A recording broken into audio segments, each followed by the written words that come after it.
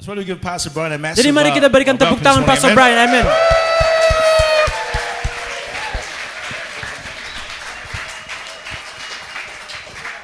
Praise God. Amen. Puji Tuhan, amin. Hallelujah. I want to Hallelujah. start by saying thank you so much Saya mau berterima kasih buat kita semua for your attendance untuk perhatian saudara and also for the sacrificial giving that's been happening this week. dan tentunya juga setiap pengorbanan yang saudara sudah berikan buat kita semua. Amen. We just Amen. need to get this, brother. We need to get this working. Yeah. Check. Thank you. Okay. So, whoa. Oh, It's not working, bro. Okay. All right. So, last night's offering was amazing. jadi persembahan tadi malam itu sangat luar biasa. Okay. People gave very sacrificially. Orang-orang itu sangat sudah berkorban luar biasa. The ushers were amazed. Ya, jadi itu sangat mengagumkan. I was very amazed, Saya overwhelmed. sangat amazed. Somebody sacrificed this. Dan beberapa mempersembahkan ini. Jadi ada yang kasih korban persembahan ini. We are so overwhelmed. Jadi kami sangat bingung. We tried to find the price on the black market, Kami coba cari harganya di pasar gelap. and we're very grateful. Dan kami sangat bersyukur. But I tried them on; they don't fit. Tapi saya coba. And so, if anybody, maybe this is either a very sacrificial offering or it was an accident. Jadi ini sangat membingungkan. Apakah ini pengorbanan persembahan yang luar biasa atau eksiden? Okay, so if these belong to you, you want them back, please come and see me. Jadi kalau mau cari ini yang kehilangan ini bisa datang kami dan. But I appreciate the gesture. Tapi saya sangat menghargai pengorbanannya. Amen. Before we go any further, I want to thank a couple of people Sebelum kita mulai, saya mau berterima kasih buat seorang pasangan and a special big that have been a great blessing to our fellowship here in Indonesia. dan orang yang sangat spesial juga yang sudah memberkati fellowship kami di Indonesia. As I think Pastor Zach was sharing yesterday, we have the liberty, many of us as missionaries, to function with visas, missionary workers visas now. Jadi saya pikir Pastor Mitchell sudah cerita kemarin, Pastor Zach Pastor Zach sudah cerita kemarin tentang ada orang yang tentang visi kami. Yeah, and so I just want to give a great appreciation to our pastor Eli Soroya, Dan who's saya- really been a great blessing. Saya mau berikan apresiasi yang setinggi-tingginya buat Pastor Eli And also, dan tentunya we've also needed a church covering, yang sudah membantu mengcover gereja ini and we need to have a registration, official registration. dan sudah membantu kami dalam registrasi di visa. So we want to give thanks also to Pastor Nicodemus Sabudin. Dan saya juga mau berterima kasih buat Pastor Nicodemus Saifuddin. Okay. That has allowed us to function with a much greater degree of confidence and boldness and a high profile here in Indonesia. It enables us to function with great confidence and boldness. Jadi ada hal yang luar biasa di mana kita boleh ditolong. Amen. Di dalam satu keyakinan dan keberanian yang luar biasa karena kita sudah lihat, ya, haleluya, amen. And so I remember I got saved at the age of 19. Ya, saya mengingat waktu pertama kali saya mengalami perubahan hidup waktu saya umur 19 tahun. And I came to a conference, my first conference. Dan saya datang di conference pertama And I heard a sermon similar maybe to Pastor Dan Stefan's sermon. dan last night. saya dengar khotbah dari Pastor Dan. Let's all go Mari semua pergi and preach the gospel. dan beritakan Injil. I was a brand new convert. Ya. So I was a brand new convert. Itu benar-benar bagi saya itu baru sekali saya ikut conference. And I wasn't yet filled with the Holy Spirit. Dan saya waktu itu juga belum dipenuhi oleh Roh Kudus. And so I got this idea that out of that they were going to send us all over Australia, or who knows, all over the world. Dan saya melihat orang-orang di sana, mereka diutus keliling dunia, ke seluruh dunia. And I thought, oh, hang on, I'm not ready. I only just got saved. Dan saya berkata, tunggu, saya belum siap, saya baru saja diselamatkan. There may be some people here are feeling like that. Dan beberapa orang mungkin di tempat ini juga merasakan hal yang sama. But 8 years later, Tapi 8 tahun kemudian, here I was begging my pastor to send me to China. di situ saya memohon kepada gembala saya untuk mengutus saya ke Cina. Just telling him what God can do. Dan mengatakan kepada dia apa yang Tuhan akan lakukan. What happened in those 8 years Apa yang terjadi is di dalam 8 tahun itu, is God had visited me. di situ Tuhan mengunjungi saya. Amen. I pray that God is visiting you this week and will continue to visit you. Dan saya percaya Tuhan itu akan mengunjungi kita dan akan terus mengunjungi kita kembali. Because this is God's pattern. Karena ini adalah pattern daripada Tuhan. Amen. Ini We're going to read Genesis chapter 26 verse 2. kita akan buka Kejadian 26 ayat 2. The Lord appeared to Isaac and said, "Do not go down to Egypt, but do as I tell you. Live here as a foreigner in the land, and I'll be with you and bless you. I hereby confirm that I will give you all the lands to you and your descendants, just as I solemnly promised Abraham and your father. I will cause your descendants to become as numerous as the stars of the sky. I'll give them all these lands, and through your descendants all the nations of the earth will be blessed. I'll do this because Abraham listened to me and obeyed my requirements, commands, decrees, and instructions." Lalu Tuhan menampakkan diri kepadanya serta berfirman, "Janganlah pergi ke Mesir, diamlah di negeri yang akan kukatakan kepadamu.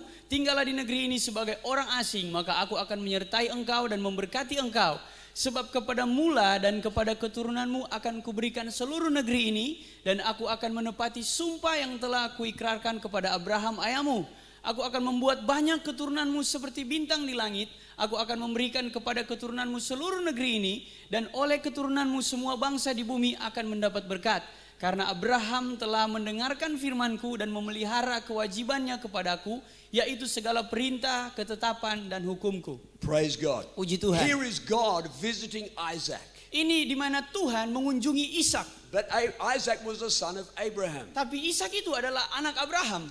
God had already spoken to Abraham. Tuhan sudah pernah mengatakan hal ini Now kepada he's Abraham. speaking to Isaac. Dan sekarang dia mengatakannya kembali kepada Ishak. Isaac had sons, Ishak itu punya anak, and they also experienced their own visitation. dan sama juga, dan mereka di situ belum dikunjungi.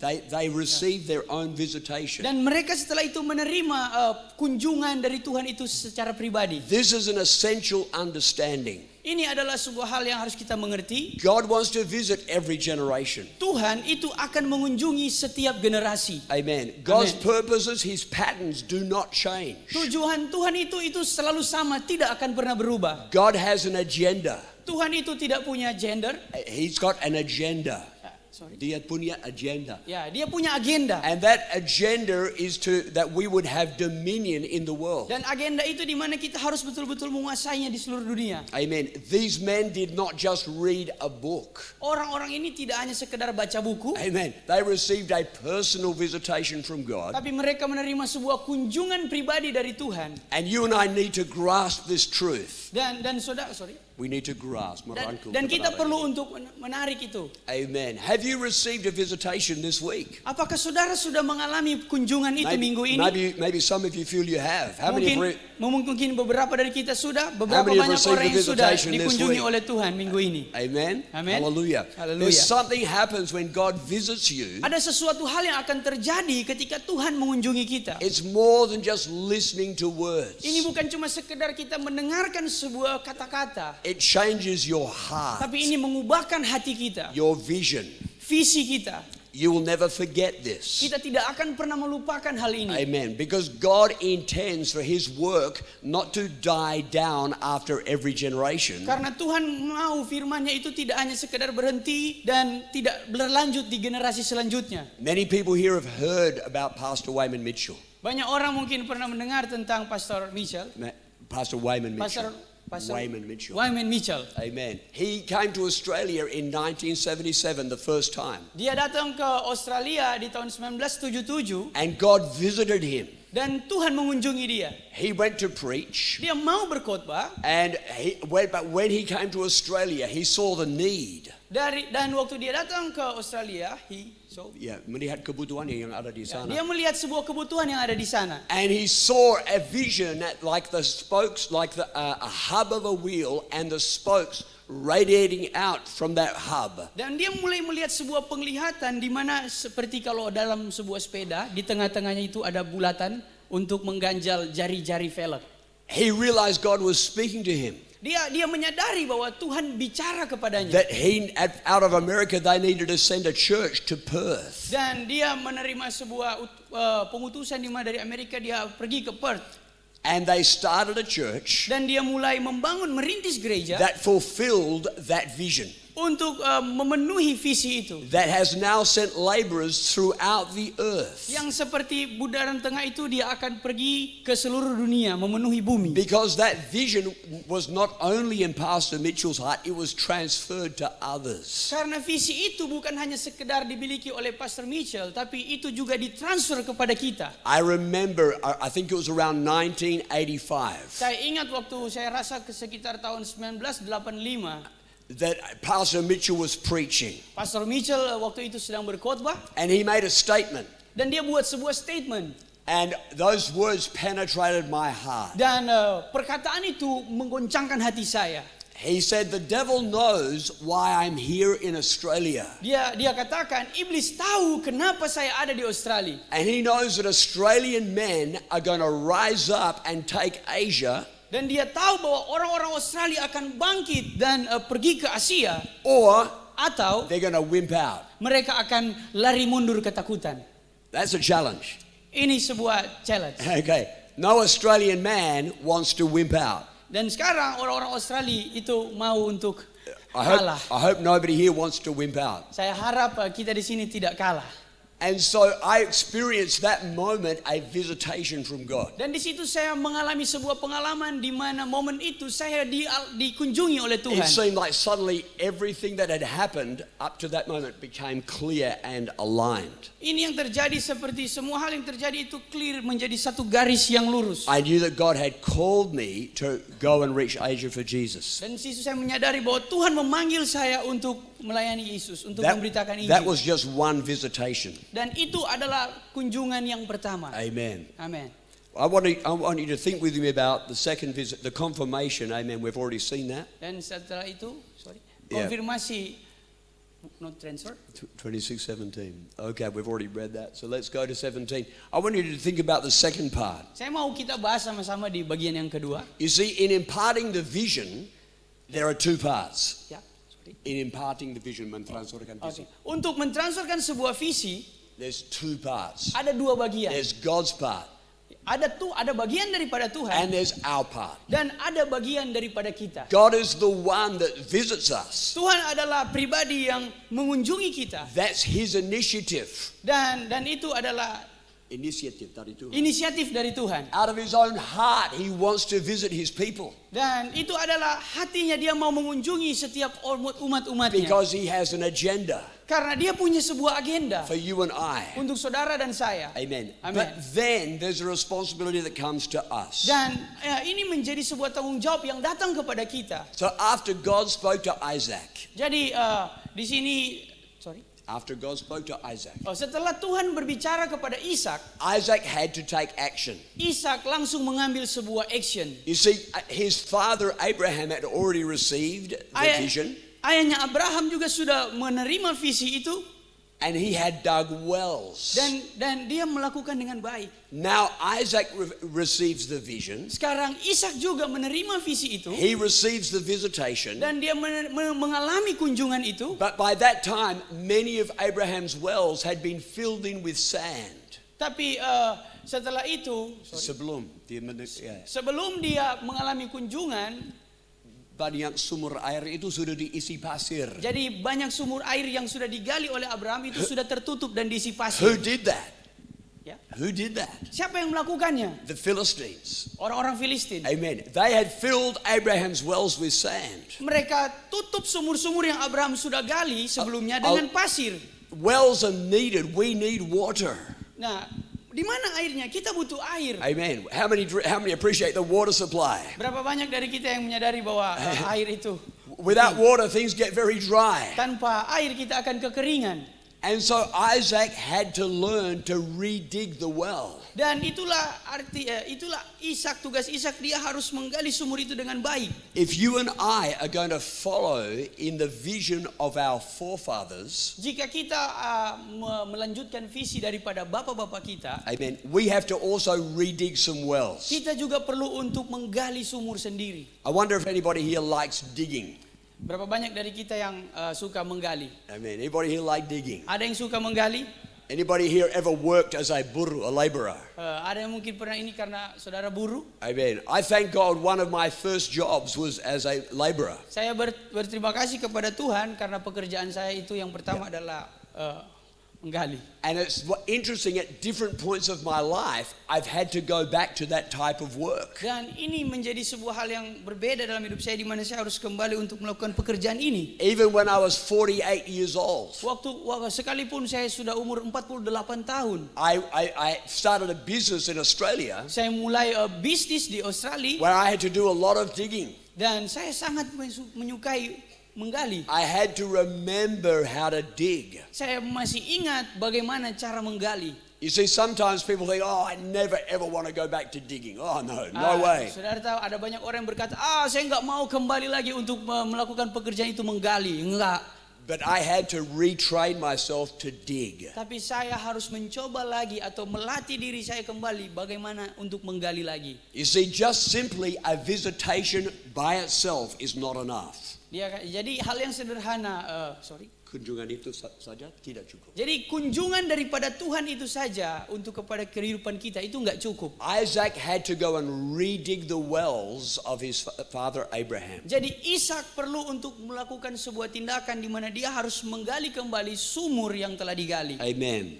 Like the well of prayer. Sama seperti dengan kita berdoa.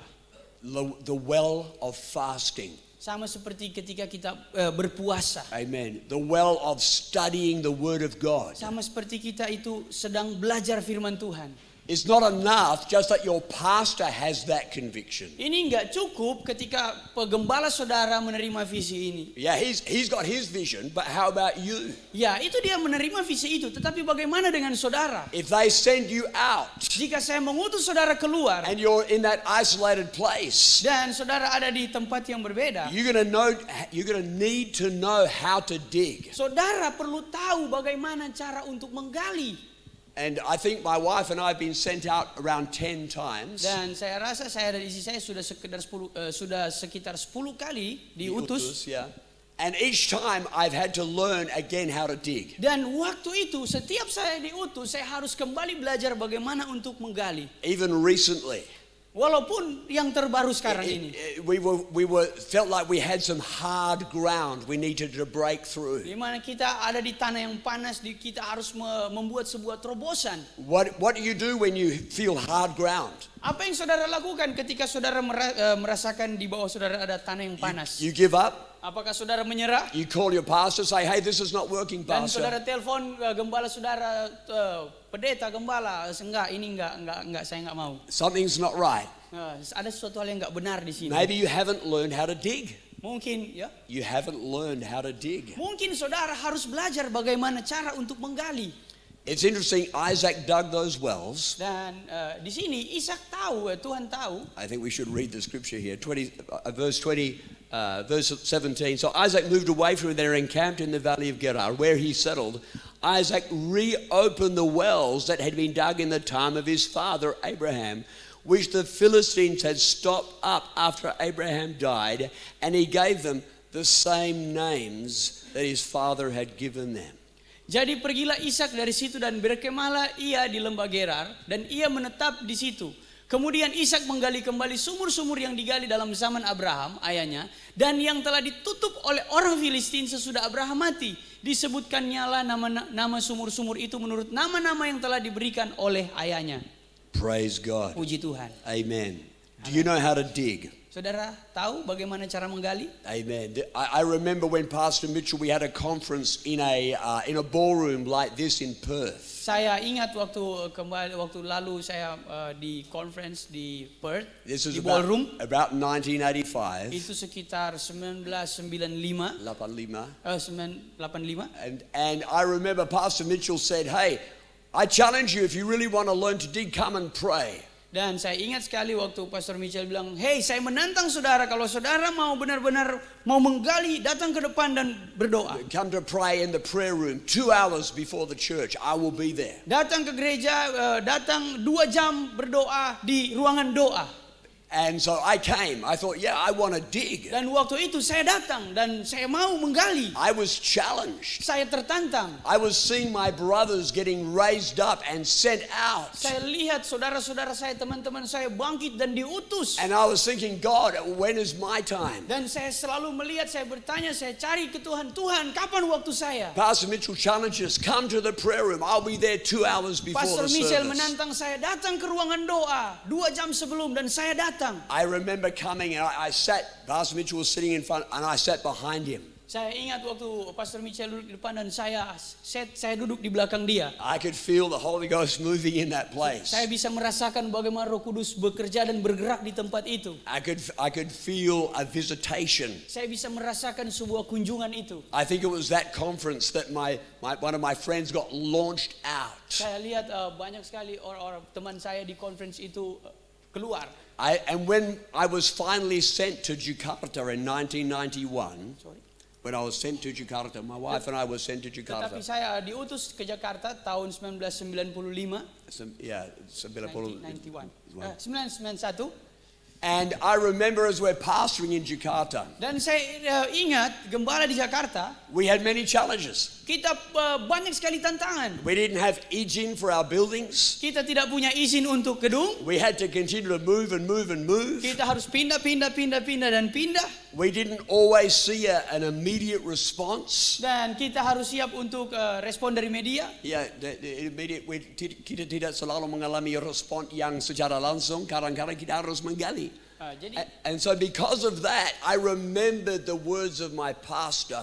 Nah, waktu itu saya mengingat gembala saya. Many times God would remind me of the visitations in the past. Banyak kali Tuhan mengingatkan saya sebuah kunjungan di masa lalu itu. I believe the reason that God eventually broke through is I was able to redig those wells. Saya percaya alasannya supaya saya terus mengalami terobosan waktu saya mau menggali.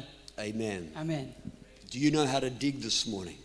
Apakah saudara sudah tahu bagaimana cara menggali pagi ini? I'm sure many people are inspired this week. Saya tahu banyak sekali orang yang minggu ini mengalami sebuah inspirasi. But for God's purpose to be fulfilled, we need to all go back and know how to dig. Tetapi untuk supaya panggilan Tuhan atau visi Tuhan itu terpenuhi, kita harus tahu bagaimana caranya untuk menggali. Amen. As you've heard this week, if you feel timid about evangelism, we need to dig that well. Sama seperti yang sudah kita lalui 1 minggu ini, jika sepanjang ini saudara merasa terpanggil untuk menjadi seorang penginjil, ya kita harus tahu bagaimana cara menggali. Some people here are a bit nervous about evangelism. Beberapa orang menjadi merasakan gugup ketika mendengar tentang evangelis, tentang penginjilan. That's quite normal. Dan itu sangat normal. You just need to dig. Saudara hanya perlu untuk belajar menggali. Watch your brothers and sisters. Lihat saudara-saudara sebelum-sebelumnya. Join us in Lapangan Renon. Sorry. Join us in Lapangan Renon this afternoon. Ikut kami ke Lapangan Renon nanti sore. Nanti join bersama dengan kami ke lapangan outdoor sana. Amen. Sore. You will be inspired. Saudara akan terinspirasi. Amen. God can use every one of us. Tuhan bisa memakai setiap kita. I'm not talking about us being perfect. Saya tidak mengatakan ini sebagai saya pribadi yang sempurna. The good thing is Pastor Mitchell would admit many times his mistakes. Hal yang baik adalah Pastor Mitchell juga itu beberapa kali melakukan kesalahan. Dia mengakui. Dia mengakui. Amen. We don't have to be perfect. Dan kita tidak perlu untuk menjadi pribadi, kita tidak harus menjadi pribadi yang sempurna. Because God is committed to this. Karena Tuhan itu berkomitmen untuk ini. As long as we will continue to dig, Selama kita mau terus untuk berusaha menggali, you'll discover the refreshing water. saudara akan terus menerima air daripada Tuhan. Amen. I want to give you some encouragement for the future. Saya mau buat kita semua dorong untuk saat ini, untuk masa depan kita. Genesis 26 verse 23. Kejadian 26 ayat 23. You see, this happened in stages. Ini yang terjadi. One of the points we're making is God doesn't just speak only once. He will confirm and confirm again. Poinnya di sini adalah Tuhan tidak hanya sekedar berbicara satu kali, tetapi Dia akan terus mengkonfirmasi dan mengkonfirmasi dan mengkonfirmasi lagi. So as the story continues, Seperti yang cerita berlanjut, the Bible says, verse 23, from there Isaac moved to Beersheba, where the Lord appeared to him on the night of his arrival. I am the God of your father Abraham, he said. Do not be afraid, for I am with you and will bless you. I will multiply your descendants, and they'll become a great nation. I'll do this because of my promise to Abraham, my servant. Then Isaac built an altar there and worshipped the Lord. He set up his camp at that place, and his servants dug another well. dari situ ia pergi ke Beersheba, lalu pada malam itu Tuhan menampakkan diri kepadanya serta berfirman, Akulah Allah ayahmu Abraham. Janganlah takut sebab aku menyertai engkau, aku akan memberkati engkau dan membuat banyak keturunanmu karena Abraham, hambaku itu. Sesudah itu Ishak mendirikan mezbah di situ dan memanggil nama Tuhan. Ia memasang kemahnya di situ, lalu hamba-hambanya menggali sumur di situ.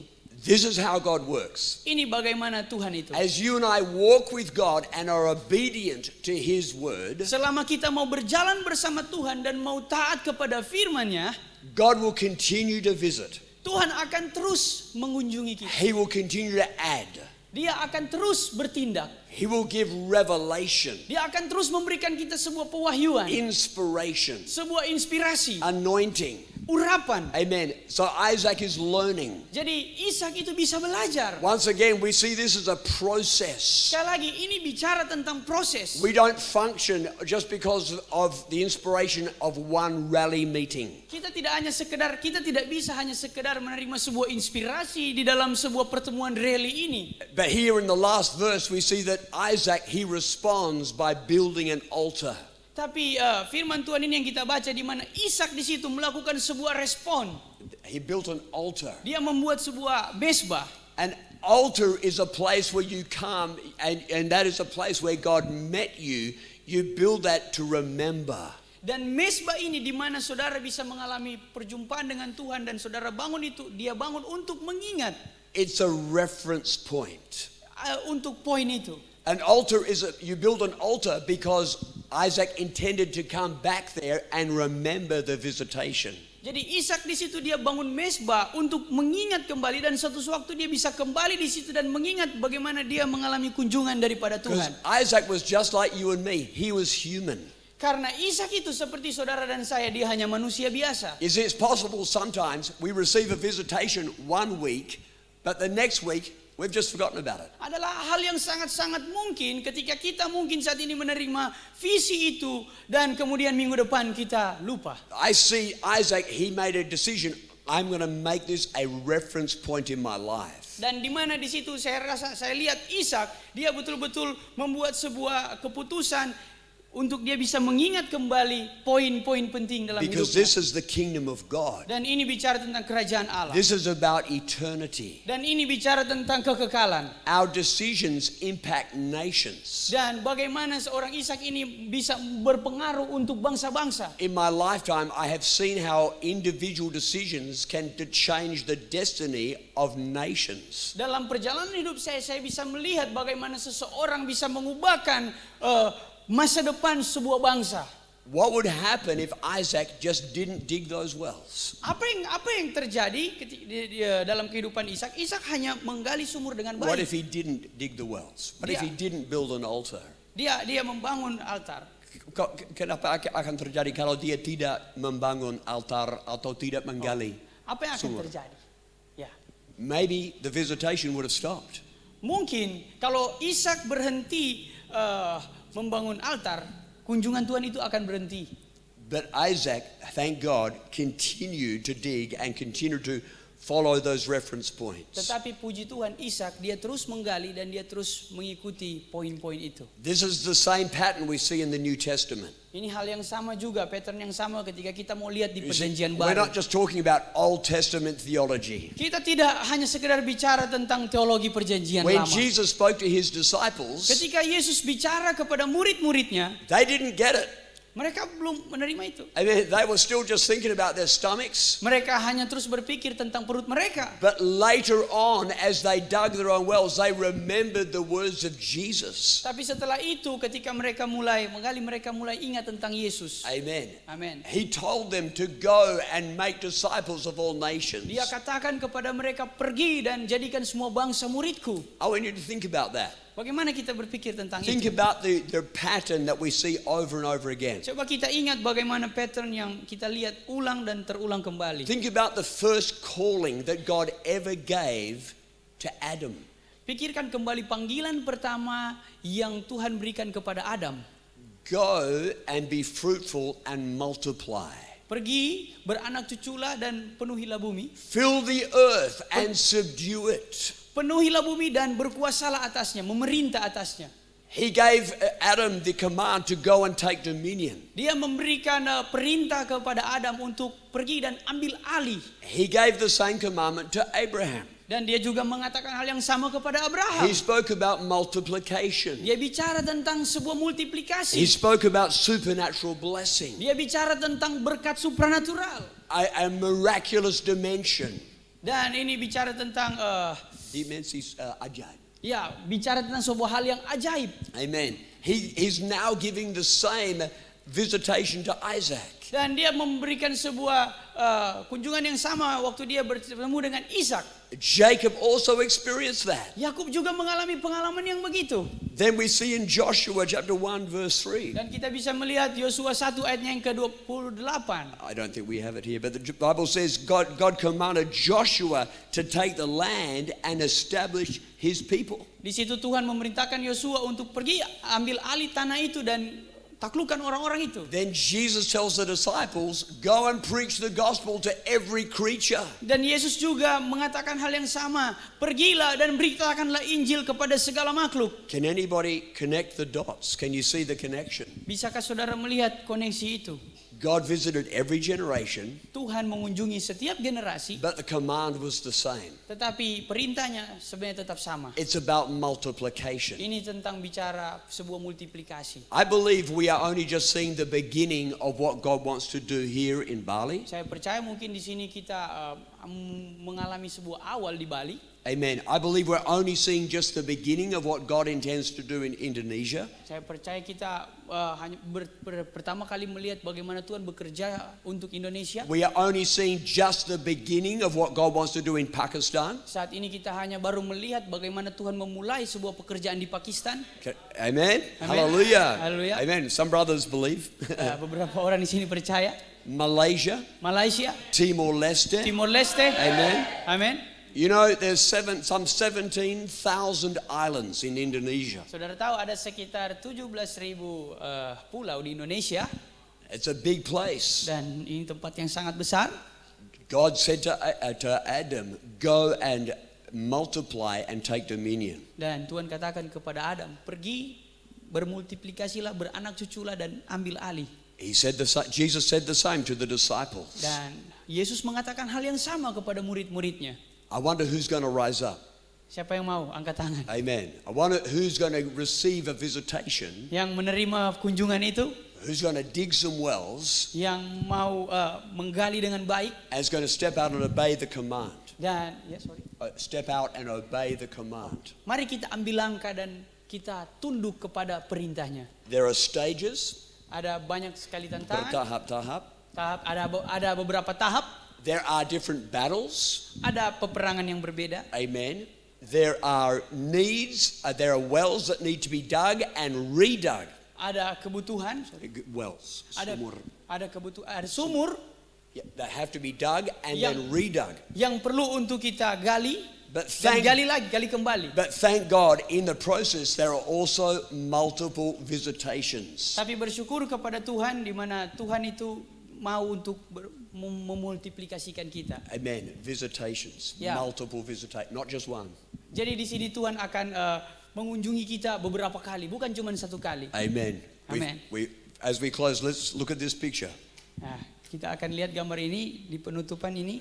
Joshua was ready to take the land. Yosua di sini di gambar ini siap untuk mengambil alih sebuah tanah. The people of God are with him. Orang-orang Tuhan bersama dengan dia. Can you see yourself in this picture? Saudara bisa, Can you see yourself? Bisakah saudara melihat gambar ini?